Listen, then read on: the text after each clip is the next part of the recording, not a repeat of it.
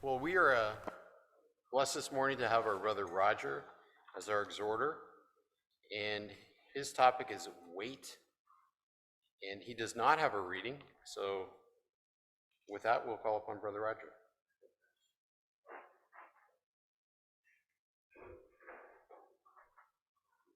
Good morning, everyone. So good to see such a full arena today. People getting back from vacations and all. It's just so good. We haven't had quite this many here the last few months. So I'm glad we're all back together. So you're probably waiting to find out what this is all about, I'm sure. Well, let me ask you this. How many of us jump for joy when we're asked to wait? Everybody, have you ever thought, oh boy, I sure hope I get to wait today? Probably doesn't enter your mind, does it? It's wait. It's a word we hear a whole lot more than we like to, isn't it? I didn't even think about it that much until I focused on it. How often we are told to wait in our daily lives. I mean, just for me, when I turn on my TV, the first thing that comes on the screen is, please wait. I turn on my computer, it says, please wait. And I started, this word sure comes up a lot. In our regular daily lives, how many times when we're going places or got to do something, and we're told, please wait here. Please wait there. Please go and wait in the waiting room. We even have rooms built for this thought. I didn't even think about that before. That's kind of interesting. We build rooms for this stuff. Then there's our response to waiting, where how often do we say, I'm waiting. I bet sometime this week that's gone through your mind. How much longer do I have to wait? How many times does that go through your mind in 1 week? Why are you making me wait so long? I know this resonates with everybody at some point in their week. These are daily occurrences of waiting in some capacity, and most of them we really don't enjoy. So where am I going with this? You shall find out soon enough. Hang on. This thing doesn't work like mine at home. I've lost my... Huh?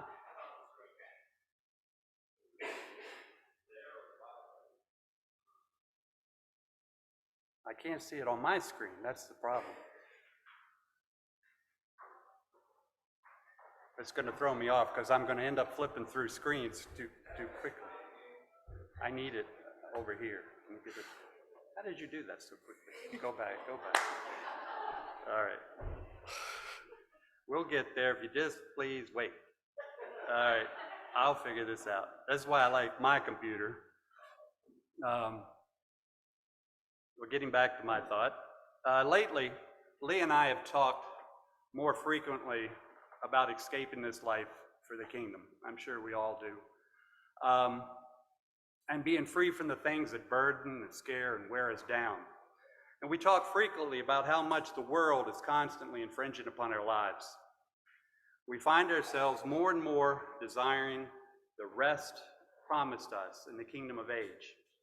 And the weight becomes increasingly more anxious as we get older. And I never thought about how long a journey this small 4-letter word can represent. I mean, really focus on it, even though we do it every day in our lives in some capacity. We're going to be looking at some of those moments this morning. Okay. This is not going well.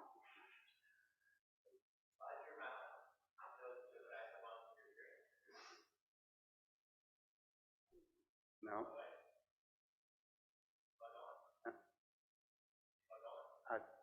Oh, for crying out loud. All right.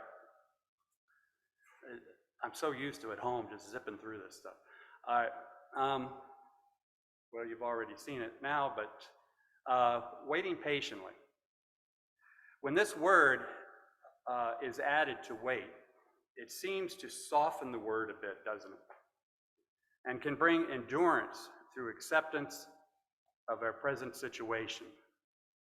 What I've found is that waiting patiently is a virtue. And it takes a lot of experience and self-control to acquire in our lifetimes. I'm personally only getting a better handle on it now, this later in my life, more than ever before. But once we can apply it, this word patiently, to the word wait, it becomes what I would call a coping mechanism that we are encouraged to use in the scriptures if we apply it to our lives. I never saw the word patiently here as a coping mechanism. So, you've seen this little guy pop up a couple of times. Does anybody know who this guy is? Oh, I would not have gotten that from someone so young. This is little Spanky, yes.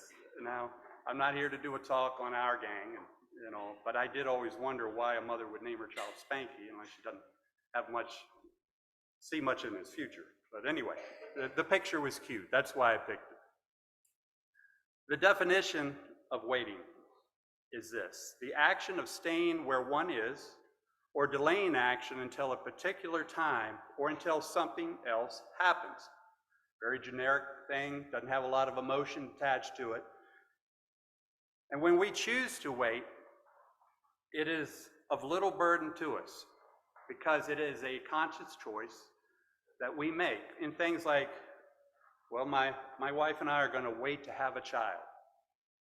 Or we're going to wait to buy a home. And we don't feel a lot of stress from that, because why? Because you're comfortable with the years that may pass, and you have full control over that, and you can stop the waiting process at any time you choose. But when something seen or unseen makes us wait against our will, it can become extremely upsetting and emotionally difficult to bear. And waiting comes in many different forms. It can be as simple as someone getting ahead of you in line and slowing down where you're trying to get, to maybe the diagnosis of a sick child or injured loved one, and how each moment is extremely excruciating long. What I want to focus on this morning is how to deal with waiting on God and growing from it. Each of our personal journeys is unique.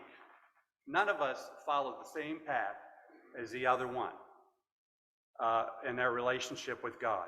None of us follow anything really identical, other than we might experience similar situations. And we all appreciate the difficulties of each other collectively. All of us here, when someone else is struggling and waiting on something, we all share in that and pray for them. And I'm going to be talking about the waiting that is tough because God is in it. Not just because it's tough, but because God is in it. This isn't about waiting, having patience in the grocery line or in traffic. Waiting for His answers to come, it comes in many different intervals of time. Now, sometimes you may have to wait for days for something. And this is different with everybody's life. For an answer to an urgent question. Maybe an impending decision to be made about you or a loved one. Whether or not you'll get a job, or whether or not you'll lose your job. I know that in our circles that this is something that we're familiar with some. Some have been in that situation. Waiting can sometimes last for months. I put all this, at first I thought, is this really worth something to talk about? But then I realized the different layers that come with it and the emotions that are tied to it. Maybe your marriage is on the rocks. That goes on for months. Or maybe sickness, like if we remember this whole ecclesia for a couple of months, we all waited patiently for Brother David's diagnosis.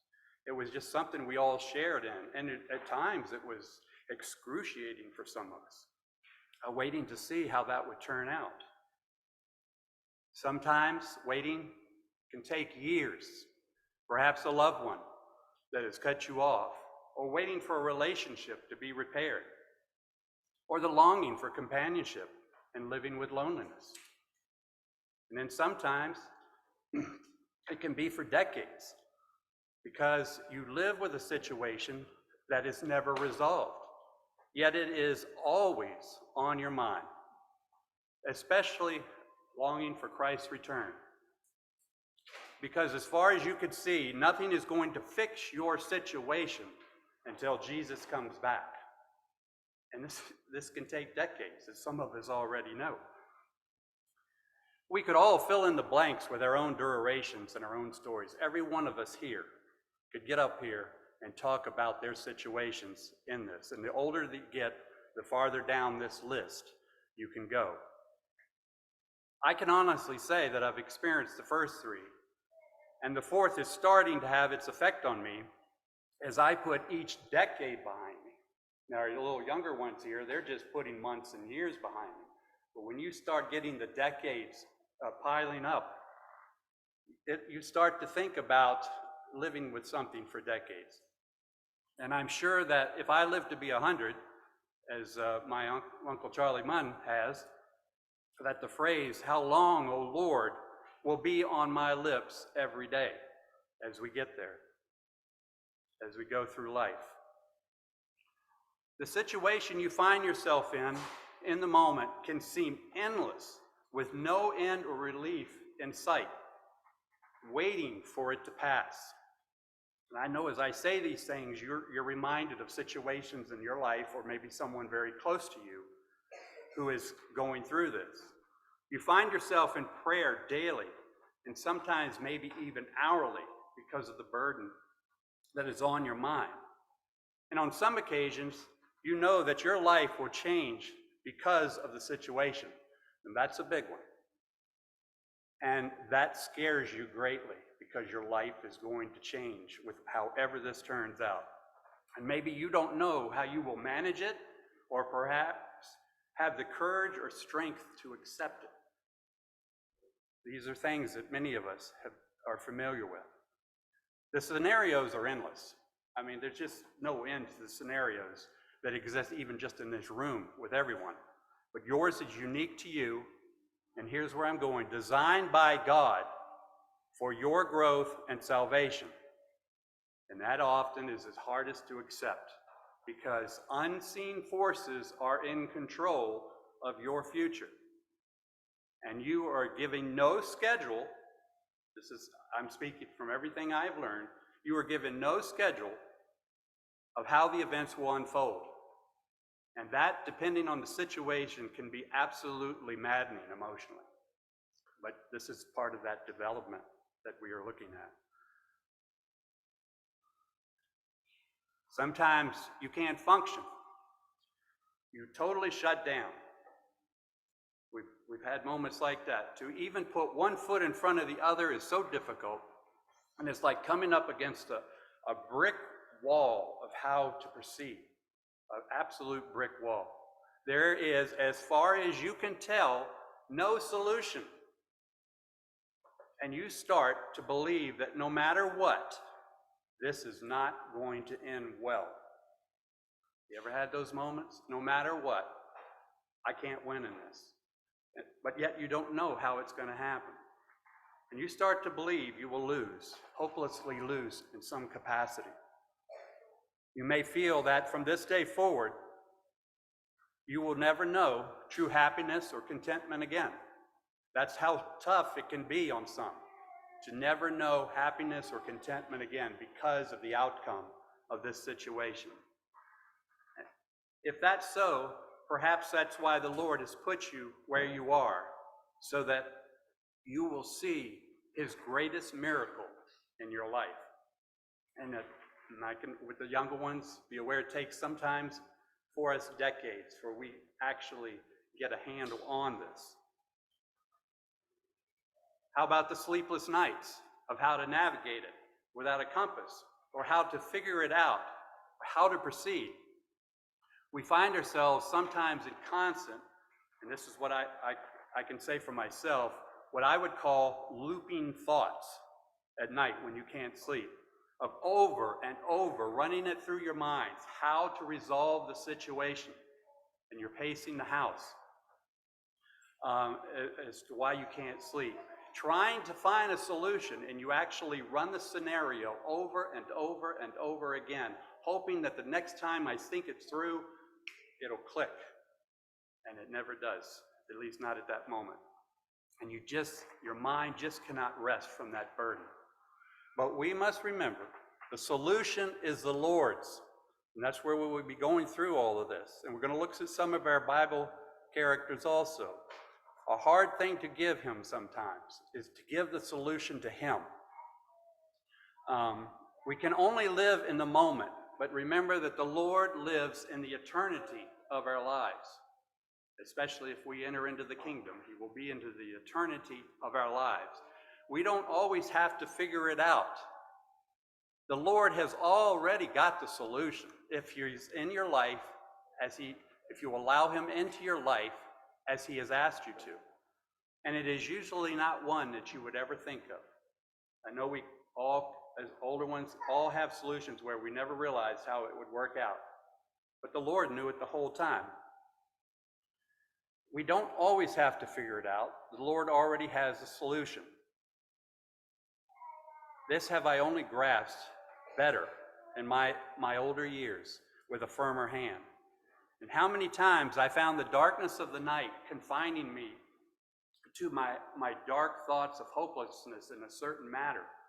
Only recently have I been able to turn that darkness into an opportunity of prayer in a way I never did before. Many times we say prayers, Lord help me, and things like that, but I mean to really pray from your heart. There's so many scenarios. How about time sensitive? We see that word, that phrase all the time. Stuff comes in the mail, time sensitive. You have to sign today. If you don't, you lose if you don't answer. Ever felt like your prayers were time sensitive or your situation is very time sensitive? The Lord needs to act quickly. There can be no delay as far as you are concerned. There can be no delay in this matter. He has got to act today. Sometimes we feel the situation is so time sensitive and God is not moving things along as well as we would have moved them, and time is running out before maybe you suffer some kind of loss, like losing your home, a relationship, business. You fill in the blank. We all have that blank that we can fill in for ourselves. When you're in dire circumstances, it all seems time sensitive, doesn't it? You ever been in a dire situation? Well, this isn't real time sensitive. No, it's time sensitive in your mind. You can't put it down. It won't move fast enough. But he knows the situation better than you from the beginning to the end. He's the one that puts you here. Wherever you are, he puts you there. It's no accident at all. He determines the time, and that often is the hardest part of all. And why? Because it is out of your control, and you have got to learn to give that to him. Lack of control is extremely difficult. It's frightening, absolutely frightening. Imagine being in a vehicle that's out of control. It's frightening. Sometimes your situation can seem like you're on a freight train going downhill with no brakes. I've been on a few of those. That's a scary feeling emotionally as far as that. In our work, something we got to deal with at work, any kind of thing, maybe a financial crisis, all kinds of things that can come into it. When we decide that the Lord is taking too long, then we have determined that we know better. That he is not hearing my prayers in this matter or considering them. But remember what Jesus said, his son, that he would be with us even unto the end of the world. Do we believe that or not? Do we believe that he will be with us to the end of the world or not? Or is it just some beautiful spiritual platitude that we quote to comfort someone or feel good about? When you're in the crisis, you should be thinking about these things. Waiting is the journey that sometimes is the most important part that God requires of you. And this has been a learning curve for me for decades. You may feel that you are in dead in the water, but with God, you are right on schedule. That took me a while to understand of what he has planned for you in your future. Your reasoning tells you that this will not end well, but God's ways are higher than our ways, aren't they? Do we believe that or do we not? That is when he is doing his internal molding. That is when he is really working on you, because you are processing it over and over and over in your mind of how you got here and how to navigate it and get past it. This may go on until we remember and accept that only the Lord can bring this to the best solution. And you are on a need-to-know basis only in the matter. You know, when we tell somebody they're on a need-to-know basis only, in other words, I don't have to give you all the information. I will give you the information when it is important for you to possess it. And God works that way in our lives. And that was kind of hard to, no, that can't be true. But I found it was. He'll give us the information as we need to know it for his purpose. And sometimes we find that hard on the front end, and we may often try to find quick fixes that aren't the most healthy. If we truly believe that the Lord will do right, then we must embrace the journey. This is another phrase that has become really stuck in my mind. Embrace the journey till it has run its course. Rather than pushing it away, we need to remember that this train is going to stop at the station God chooses. He's got a station, he's got a stopping point, he's got an on-off ramp for you somewhere. And yes, this is the real hard part. Your life may change drastically. It may never be the same again. But if God's in it, it's going in the right direction. Being able to change with it and saying, not my will, but thine be done, makes everything work a little bit easier, because we are willing to detach ourselves. These are these phrases that really struck me about this. Being able to detach ourselves from the past and embrace what God has in store for the future. You don't know what's in store, but you know if God's in it, it's going to be eye has not seen nor ear heard, neither is entered into the heart of man. Our future is his to decide. We accept that at our baptism, don't we? When we become baptized, we accept that our future is in God's hands. Do we truly embrace it every day? Or do we say, well, that was a nice service, but I got to do this, I got to handle it this way. No, we must embrace it at every difficult turn. Now let's look at some people that we know so well in the scriptures. Why did God make Joseph wait 2 more years to be set free from prison? We all know the story pretty well. He was in prison because of a false accusation of attempting to sexually attack Potiphar's wife, which was, of course, a lie. And he's in prison for that. Then he interprets a dream. The butler has now had his dream interpreted. He's now restored to Pharaoh, so the players seem to be in the right place. He's in the prison that puts him in connection with the king's guard. Everything seems to be in place. Why did he have to sit there for 2 more years? We don't know what was left for Joseph to come to grips with concerning his brothers. Nothing's recorded about those 2 years. And to be wise enough to navigate the situation that was coming when his brothers showed up on his doorstep. There could be any number of reasons why he had to wait 2 more years in prison. But God wouldn't just leave him, well, I'm going to let you sit there a couple more years, just to be sure everything works out. God had a plan. And there are other things in people's lives that are going on that you are connected to sometimes. Why did God make Joseph wait 20 years before he saw his father Jacob? 20 years. Even when he knew near the end that he was still alive. I think that his brothers had to be brought to the point of humility for what they had done to Joseph and selling him as a slave. And it took a couple of decades, 2 decades to to be exact, while Joseph increased in Egypt. So we can see there's two stories unfolding at the same time that need time. And their places were being prepared for them and their future generations. But you think in those 2 years that Joseph is sitting in prison, that even entered his mind, that was the scenario that was unfolding? Joseph does not yet know the stories that wait for him, that we will tell him about us, about our lives, our own stories of waiting and learning from his life. Think about that. How many times have we talked about Joseph, this story? It's so well known. And Joseph has no knowledge of this. 3,000 years of the people who have read his story. I mean, he died in a very good place and good time in his life. But we have so much to tell him. The results of his miracle has not yet finished its course for him. And we're going to share that ending with him. But here's the thing. He was required by God to live the history of his journey. This is the real crux of where I'm getting to. And not just for him, but for us also. He had to live that journey for us. He doesn't know that yet, but he will. It's the same with our lives. He is working inside you what he can only see, and the history in your life that he requires of you.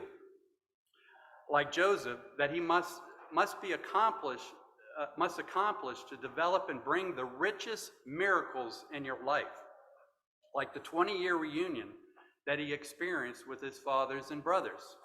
I never thought about it till I was working on this, but think about this. If he had gotten to go home in 6 months, not 20 years to see his father, 6 months things worked out, Joseph got to go back home. They released him, the Mennonites let him go, or Pharaoh let him go, and he could go home after 6 months. The miracle would never have been as significant as it is to us and to him. We would have not reaped a whole lot from that story, would we? Or got to go home. It's unfortunate it happened to him, but that's nice. But no, we see the miracle that it's still waiting to be finished when we can talk to him personally. David said, I waited patiently on the Lord, and he inclined unto me and heard my cry. If we are crying out, we are obviously in a bad way, like David was so many times. So he allows that for his training of our character and our dependence on him. I'm sorry. Hit the wrong button. In Lamentations, he says, it is good that a man should both hope and wait quietly for the salvation of the Lord. Quietly implies patience and calmness, doesn't it? And trust, not questioning him. We are told here that it is a good thing to wait patiently. We might like to have to wait patiently. It might just, great, wait patiently. I don't want to wait. But he says, wait patiently and quietly. Or as I understand it, it's going to be profitable to us. And even though it may not feel profitable in the moment, he also said in Psalms, I am weary of my crying. My throat is dried. Mine eyes fail while I wait for my God. Waiting brings strength, patience, and trust if our hearts are turned in the right direction. If not, waiting can bring resentment, disbelief in what you've been taught, and regret and anger at God for your pain. This situation that you are in will determine what your heart is made of and what needs to develop. And a lot of times we look in the mirror and we don't like the way we behaved in it when we get past it. Turning on the switch of not my will but thine be done can take years to fully embrace as being intuitive. We know that word intuitive, it means an instinctive reaction or your first reaction to a situation. Think about that in your situation, to be intuitive, to wait patiently. You're not born with that. It's something that you have to develop. It will only develop after many moments of waiting on God and accepting the outcomes of his choices for you. and believing that he always chooses better than you ever could have. He said in Psalms, "Delight thyself also in the Lord, and he shall give thee the desires of thy heart. Commit thy ways unto the Lord. Trust also in him, and he shall bring it to pass. He shall bring forth your righteousness." I missed that line up until about a month ago. "As light, and thy judgment as noonday. Rest on the Lord and wait patiently for him." He wants to bring out the righteousness in you.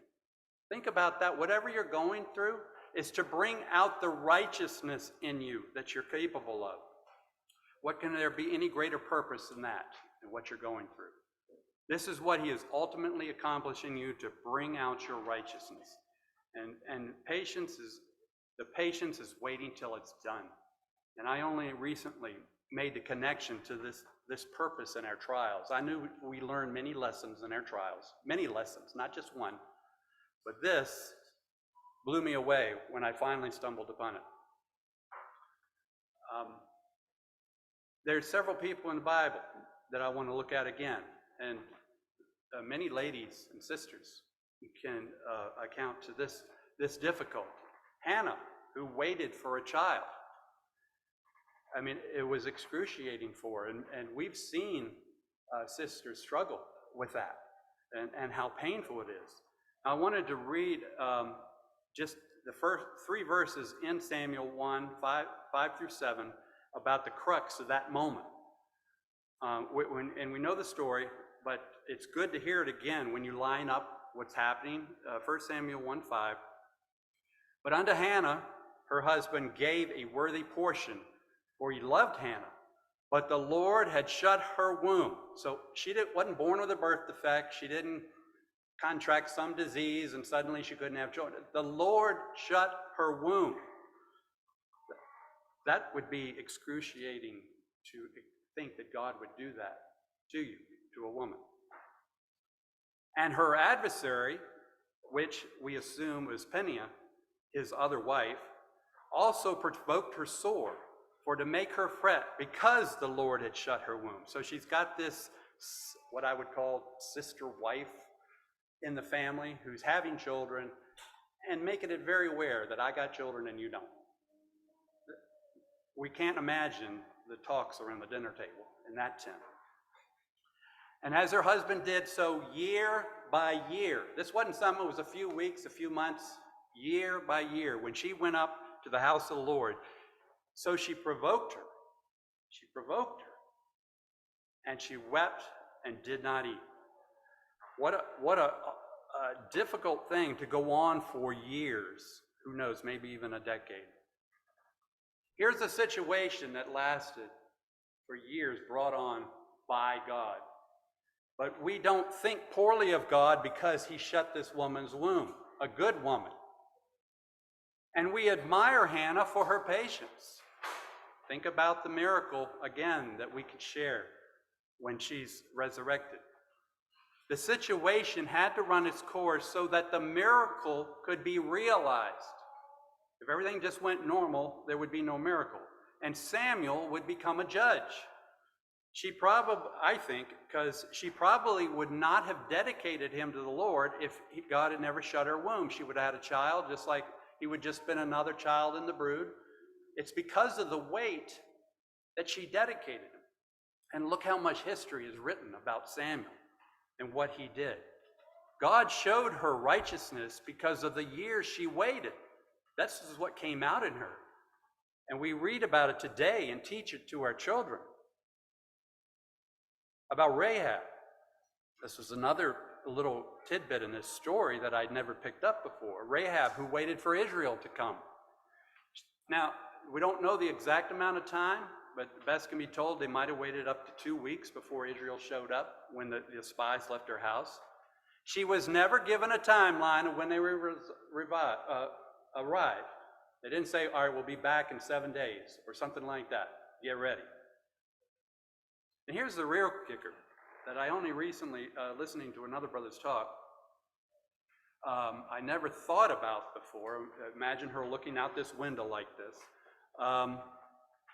They show up after 2 weeks of trying to hold this family together. They walk around the city, and you can imagine her at that window watching this, and then they walk away. Think about what would be going through you. They're finally here, and they just walk around the city and walk away. I could see a lot of people collapsing at that moment and said, this isn't going to happen. But they did it 6 times. She watched Israel come and go. I can't imagine emotionally what that would do. It's like your husband's having a heart attack or something. Here comes the ambulance. He knows he's the resident. He drives around the block. Next day he comes, drives around. You know, you could just imagine you're just about to pull your hair out. I don't know. She'll have to tell us that part.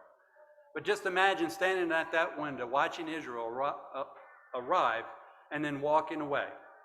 And all the while, I'm sure she was trying to hold that family intact, but she stayed the course because she waited and believed. How about Daniel? Daniel was given a length of time, 70 years. He was told it's going to be 70 years. Get comfortable. Because before Israel could return to the promised land from captivity in Babylon. But it was a lifetime, isn't it? I haven't even lived that long yet. So I can imagine this is a long time. He literally waited for decades for this day to come. And sometimes under great stress with events like during that time, he's thrown to the lions. Oh my goodness. We know that story so well. He had to go through these things. Another time, they were threatened to kill all of them if they couldn't tell the king's dream.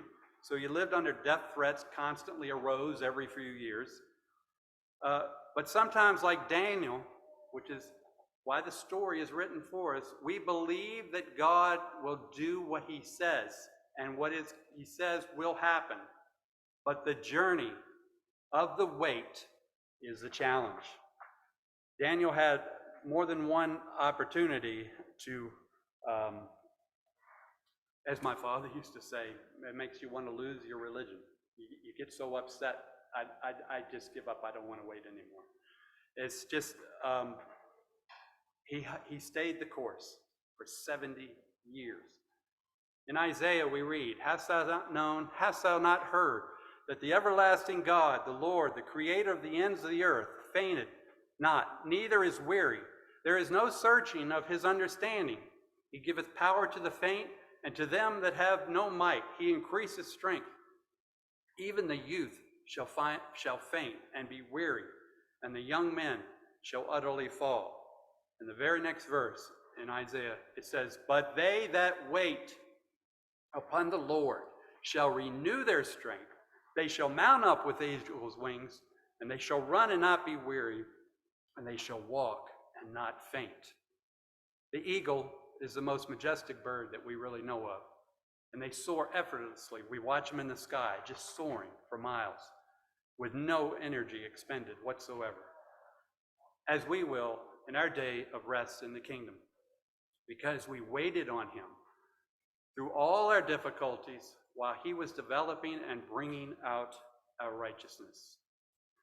And in closing, we're told in Thessalonians 3:5, and the Lord direct your hearts unto the love of God and unto the patient waiting for Christ. Directing our hearts is what the waiting is all about. So embrace it. He's working on you.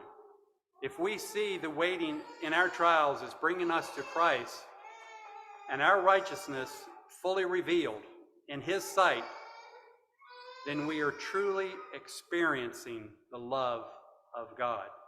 If you can embrace that waiting and that time, that journey as the love of God, it should be more bearable. So I encourage all of us to wait patiently with whatever you are dealing with while the Lord does his greatest miracle in you and reveals your righteousness.